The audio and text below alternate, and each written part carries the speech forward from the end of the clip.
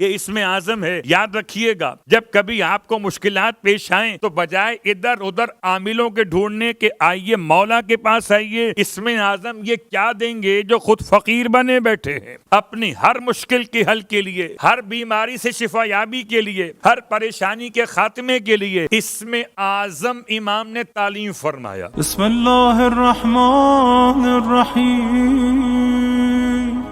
حضرت مریم کا تذکرہ قرآن میں 27-28 مقامات پہ ملے گا، یعنی زیادہ مقامات پہ ہے. اتنے سارے مقامات پہ لفظ مریم استعمال ہوا. مریم مریم اور مریم.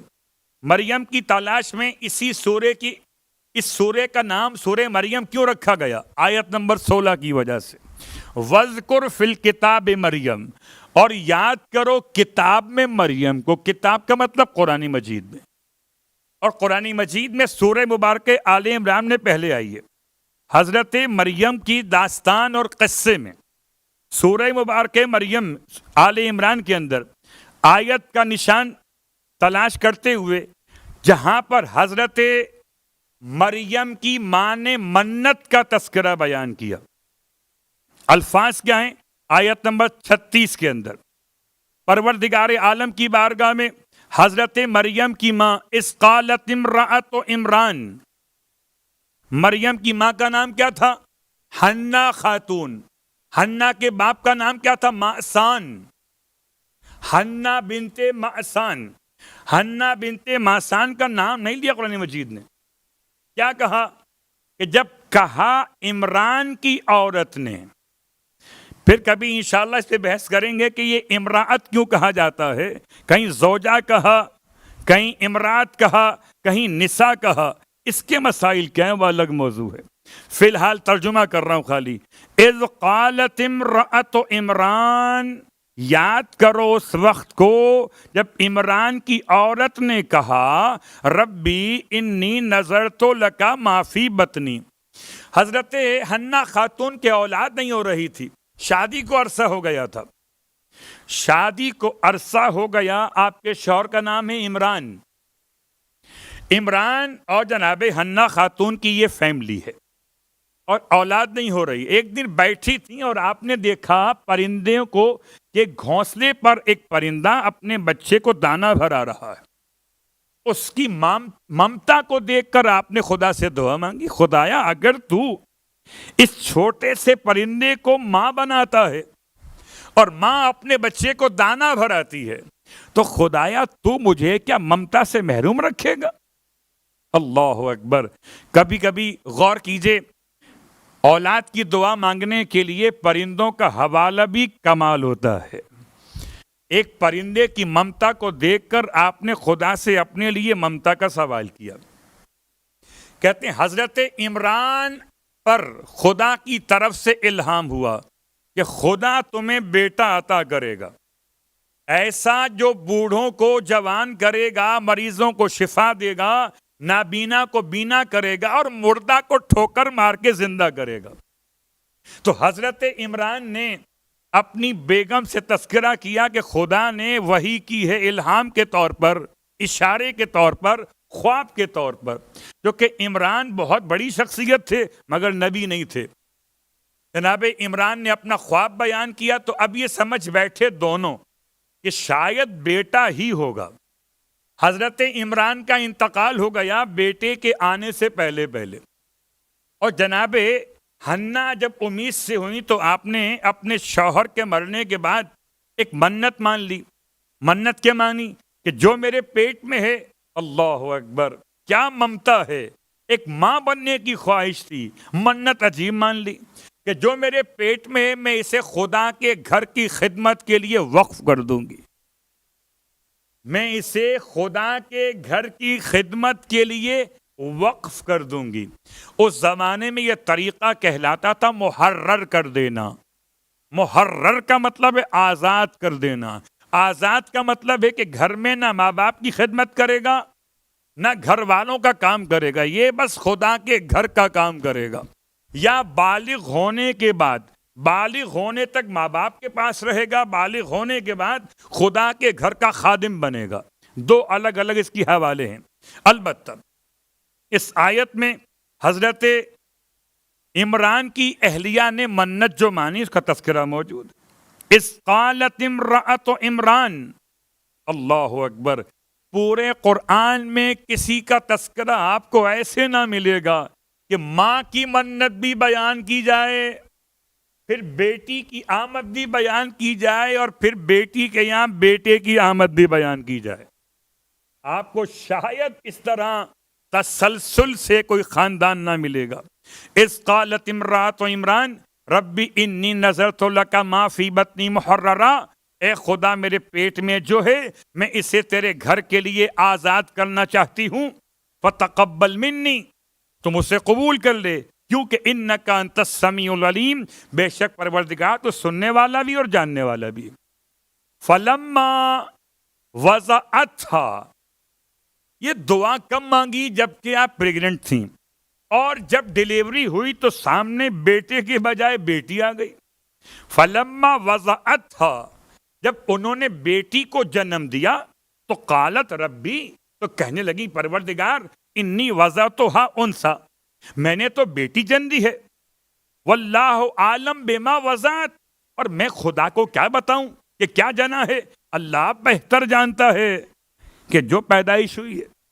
اللہ اکبر، کیا فصاحت و بلاغت ہے، اپنا ما فی الضمیر بھی بیان کر دیا، خدا کے علم کا حوالہ بھی بیان۔ صلوات پڑھے محمد علیہ۔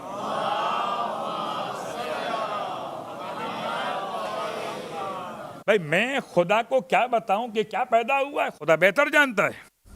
وَلَيْسَ الذَّكَرُ كَالْأُنثَىٰ، یہ بات آئی کیوں کہ منت مانی بھی تھی بیٹا ہوگا، اور عمران بتا کے گئے تھے بیٹا کیسا ہوگا۔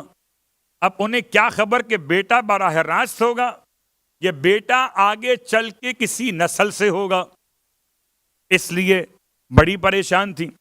اور جب پریشان تھی تو کہنے لگی پروردگار اب یہ بیٹا بیٹی برابر نہیں ہو سکتے، منت کے لیے تو بیٹا ہی ہونا چاہیے تھا۔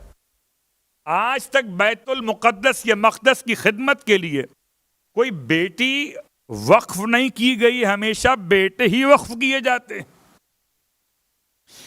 وَإِنِّي سَمَّيْتُهَا مریم، آپ نے اپنے اس منت کو دیکھتے ہوئے، کوئی اور خاتون ہو تو کہتی اگر بیٹا ہوتا تو منت پوری کرتی، بیٹا نہیں ہوا تو بیٹی ہے، میری بیٹی ہے، اب محرر کیسے کروں؟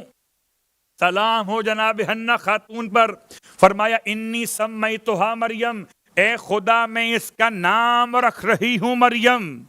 اللہ اکبر، اتنا گہرائی میں جا کر قرآن نے واقعات کو بیان کیا، حتیٰ کہ ماں کے الفاظ جو بیٹی کے بارے میں کہے، میں اس کا نام رکھتی ہوں مریم۔ مریم کا کیوں انتخاب کیا؟ مریم عبرانی زبان کا لفظ ہے، اس کا ترجمہ ہے عابدہ۔ مریم کسے کہتے ہیں؟ عبادت گزار کو۔ جب خدا کے گھر کے لیے وقف کرنا تھا تو خدا کے گھر کے لیے کیسے ہو سکتا ہے کہ کوئی عبادت گزار نہ ہو اور وقف ہو جائے؟ آپ نے نام بھی رکھا اس کی مناسبت سے، انی سمیتھا مریم وانی اعیذھا بک۔ اب یہ سخت ترین جملہ ہے، تمام وہ افراد سنیں جو اپنے بچوں کو دعا دیتے ہیں، حضرت مریم کی ماں کو سمجھے۔ آپ کہتی ہیں نام رکھنے کے بعد انی اعیذھا، جیسے آپ اپنے بچے کا کرتے نا عقیقہ، ایسے آپ نے یہ دعا دی ہے، میں اس مریم کو پناہ میں دیتی ہوں، اعیذھا۔ اللہ اکبر، حنا خاتون عمران کی زوجہ حضرت مریم کو خدا کی پناہ میں دے، اور کیا شان سیدہ جو محمد مصطفیٰ کو خدا کی پناہ میں دے۔ حدیث قصہ کا جملہ اگر آپ کو یاد ہو، جب بیان کر رہے تھے پیغمبر کہ میں کمزوری محسوس کر رہا ہوں، اعیذک باللہ یا ابتاہ من الضعف، سیدہ فرماتی ہیں بابا میں آپ کو اللہ کی پناہ میں دیتی ہوں کمزوری سے۔ تو جو مصطفیٰ کو خدا کی پناہ میں دے اسے فاطمہ کہتے ہیں، جو مریم کو خدا کی پناہ میں دے اسے امرات و عمران کہتے ہیں۔ انی سمیتھا مریم و انی اعیذھا بک و ذریتھا من الشیطان الرجیم۔ اس کو بھی اور اس کی ذریت کو بھی میں شیطان رجیم کے شر سے تیری پناہ میں دیتی ہوں۔ فَتَقَبَّلَهَا رَبُّهَا بِقَبُولٍ حَسَن۔ اللہ اکبر۔ آیت کے بعد آیت کمال ہے سورہ آل عمران میں۔ بس اس کے پروردگار نے اس کے حسن نیت کو دیکھا تو بیٹے کی جگہ بیٹی ہی قبول کر لی۔ وہ قبول نہ کرتا، کہتا بیٹے کا مسئلہ اور تھا، یہ بیٹی کہاں لے کر آ گئی؟ اس نے بیٹی ہی قبول کر لی۔ فَتَقَبَّلَهَا رَبُّهَا بِقَبُولٍ حَسَن وَأَنبَتَهَا نَبَاتًا حَسَنًا۔ اللہ اکبر۔ اس بیٹی کو اس نے ایسا بنایا کہ اس سے بہترین شجرے کو جاری کر دیا۔ أَنبَتَهَا نَبَاتًا حَسَنًا۔ یہ پورا اشارہ ہے حضرت عیسیٰ علیہ السلام کی طرف۔ خالی قبول نہیں کیا بلکہ اسے ایسا پودا قرار دیا کہ جس سے بہترین ثمر ملنے والا ہو۔ سوچئے اگر خدا قبول کرے حضرت حنا خاتون کی اس منت کو مریم کی شکل میں تو عیسیٰ عطا کرتا ہے، اور اگر ختمیہ مرتبت کے منت کو فاطمہ زہرا کی شکل میں قبول کرے تو 11 اماموں کی ماں قرار دیتا ہے۔ فتقبلها۔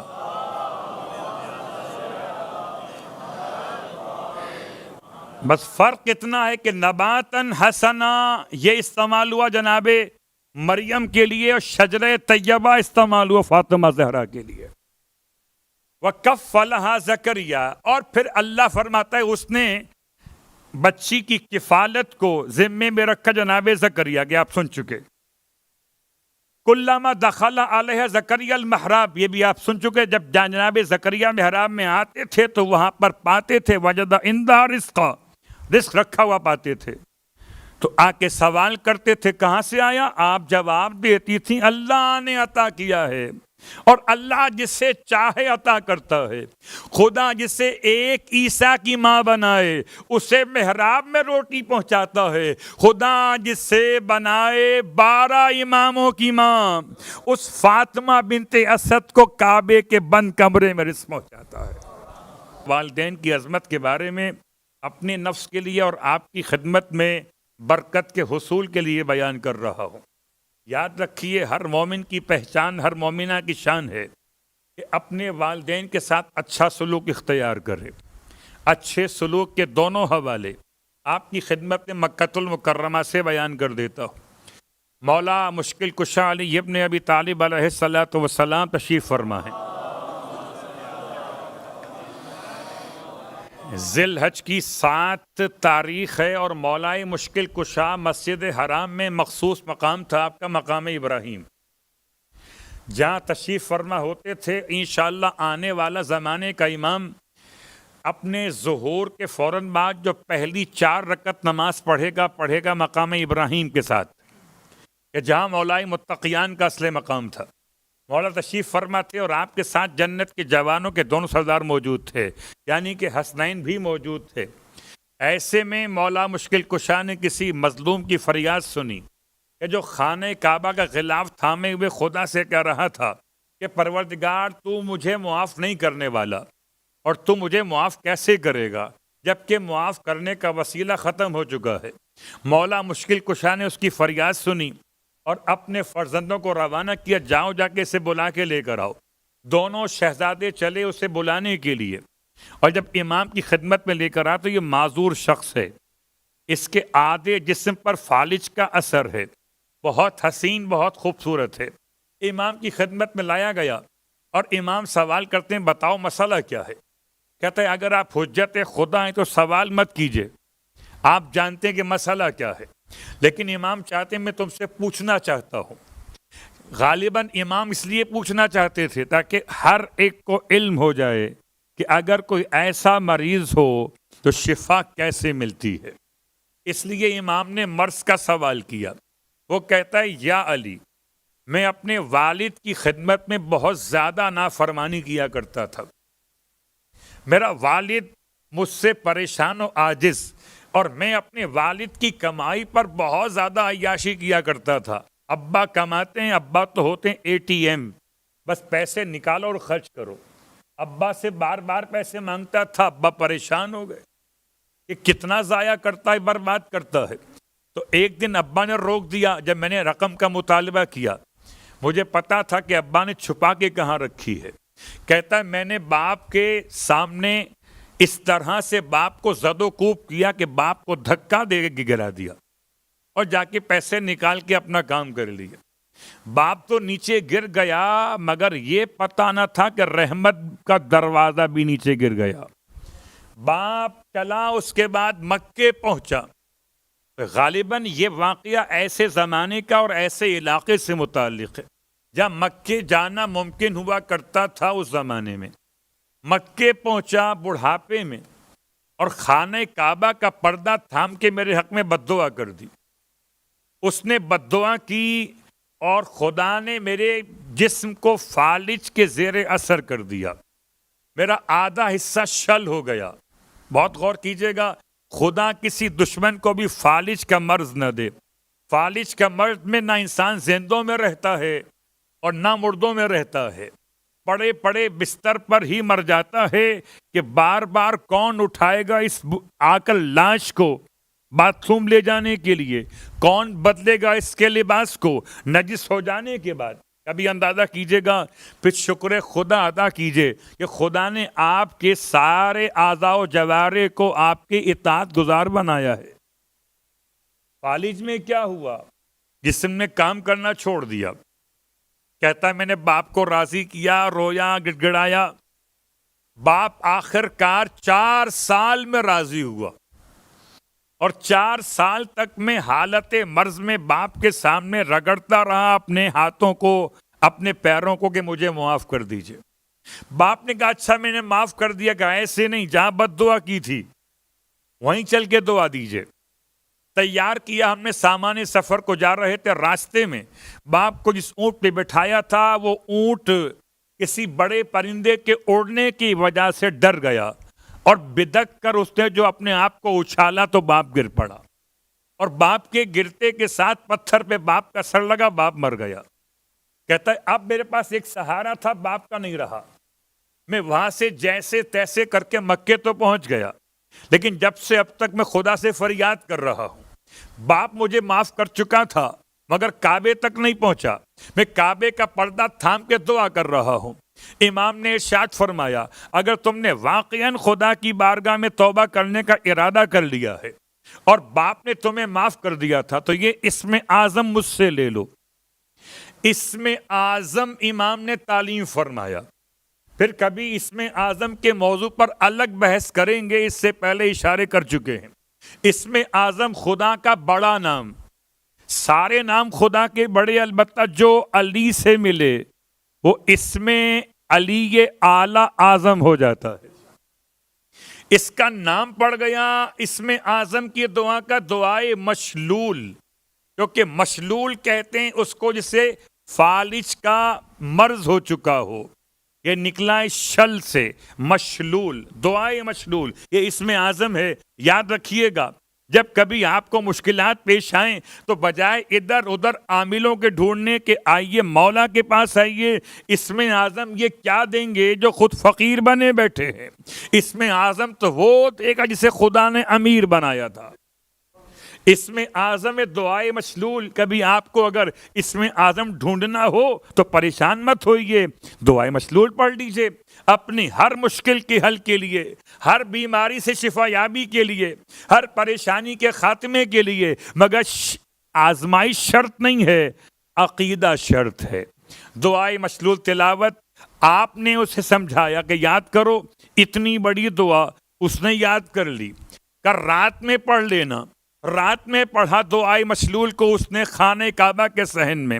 جیسے ہی دعا مکمل کی, آنکھ جھپکی, ایک لہجے کے لیے رسول خدا کی زیارت نصیب ہوئی. حالت خواب میں اللہ کے حبیب فرماتے ہیں بتاؤ کون سا حصہ نہیں اٹھتا. اس نے حصہ بدن کا اشارہ کیا.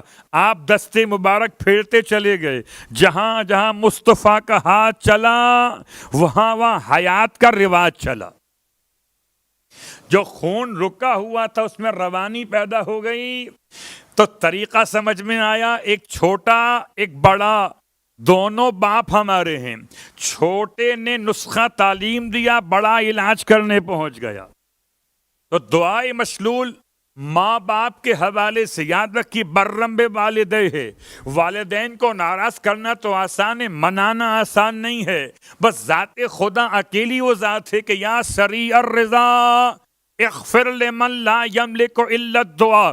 ماں باپ اگر روٹ جائیں تو اتنی آسانی سے راضی نہیں ہوتے, لیکن اگر خدا روٹ جائے تو ایک سجدے سے راضی ہو جاتا ہے. اسی لیے تو شاعر کہتا ہے یہ ایک سجدہ جسے تو گراں سمجھتا ہے, 1000 سجدوں سے دیتا ہے آدمی کو نجات. صلوات پڑھے محمد و آل محمد.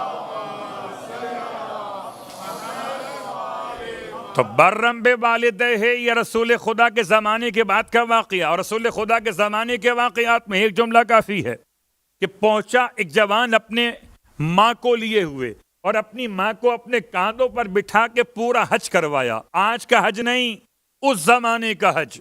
اور اتفاق سے پیغمبر سے ملاقات ہو گئی. اللہ کے نبی کی بارگاہ میں آ کے کہتا یا نبی اللہ, میں نے اپنی ماں کا حق تو ادا کر دیا. میری ماں پچھلے 10 سال سے بیمار ہے. سارا کام اپنی ماں کا اپنے ہاتھ سے کرتا ہوں.